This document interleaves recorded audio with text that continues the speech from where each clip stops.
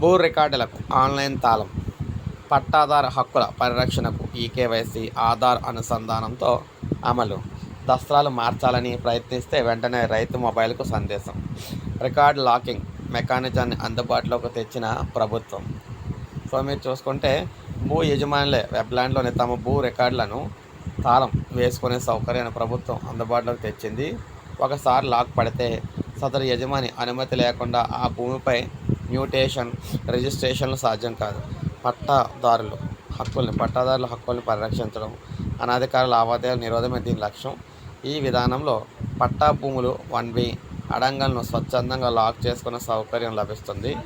ఎవరైతే అక్రమంగా లావాదేవీలు చేయాలని ప్రయత్నిస్తే వెంటనే సంబంధిత భూ యజమాని మొబైల్ ఫోన్కు సందేశం వెళ్తుంది. స్వర్ణ వార్డు కార్యాలయాల్లో ఈ సేవను అందుబాటులోకి తెస్తూ సిఎస్ రెవెన్యూ శాఖ ప్రత్యేక ప్రధాన కార్యదర్శి సాయి ప్రసాద్ మార్గదర్శకాలు జారీ చేశారు.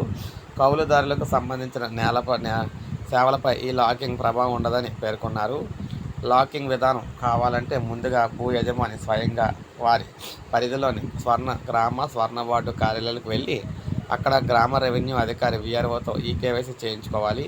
వేలిముద్ర, ఐరిస్, ముఖ ఆధారిత గుర్తింపు విధానంలో ఈ ప్రక్రియ చేపడతారు. OTP ద్వారా ధృవీకరణకు అనుమతి అయితే లేదనమాట. ఇక ఆధార్తో యాజమాన్య ధృవీకరణ. తొలుత వెబ్లాండ్లో యజమానికి సంబంధించిన భూ వివరాలు అవి ఆధార్తో అనుసంధానం అయ్యాయో లేదో పరిశీలిస్తారు. ఆధార్లోని పేరు, వెబ్లాండ్లోని పట్టాదారు పేరు సరిపోవాలన్నమాట. సక్రమంగా ఉంటే రికార్డులను అయితే లాక్ చేసుకోవచ్చు. రెండింటిలో పేర్లు తేడా ఉంటే సరిపోల్చడం లేదన్న మెసేజ్ అయితే వస్తుంది. ఒకవేళ ఆధార్ నెంబర్తో భూమి అనుసంధానం కాకుండా ఉంటే ఆ విషయాన్ని మెసేజ్ రూపంలో తెలియజేస్తుంది. అప్పుడే అనుసంధానించుకోవచ్చు. కొత్తగా ఎవరైనా ఆధార్ అనుసంధానించుకుంటే ఆ ప్రక్రియ పూర్తయిన 90 రోజుల తర్వాతే లాకింగ్ అయితే అనుమతిస్తారు. జాయింట్ LPMలు ఉంటే, ఒకే సర్వే నెంబర్లో పలువురు పట్టాదారులు ఉంటే ఖాతా నెంబరు, సర్వే నెంబరు ద్వారా లాకింగ్ అనుమతిస్తారు. ఇక ఆధార్ డేటాబేస్తో వెబ్లాండ్లోని వివరాలు సరిపోలాలి. వెబ్లాండ్ 2.0లో జాయింట్ LPM కేసులకు సంబంధిత పట్టాదారులందరి బయోమెట్రిక్ ధృవీకరణ తప్పనిసరి అన్నమాట. ఒక పట్టాదారు తన భూమిని మాత్రమే లాక్ చేయాలనుకుంటే సబ్ డివిజన్ అయితే చేయించుకోవాలన్నమాట. ఇక నిషేధిత ఆస్తులు వర్తించదు. 22A నిషేధిత ఆస్తుల జాబితాలో ఉన్న భూములకు ఈ లాకింగ్ వర్తించదు.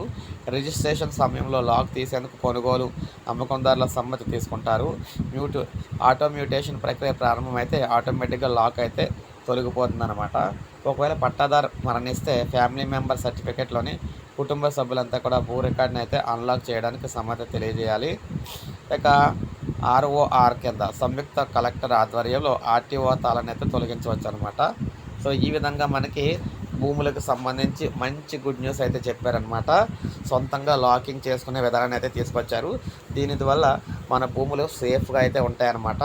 సో ఇది ఎవరు చేసుకుందామని సరే గ్రామాల్లో ఉండేవారైతే మనకి స్వర్ణగామ, పట్టణంలో ఉండేవాళ్ళైతే స్వర్ణ వార్డు వీటికైతే వెళ్ళి ఆఫీసులకి అయితే వెళ్ళి అక్కడైతే చేయించుకోవచ్చు. సో ఒక లైక్ చేయండి, సబ్స్క్రైబ్ చేసుకోవచ్చు, మన ఛానల్ సబ్స్క్రైబ్ చేయండి.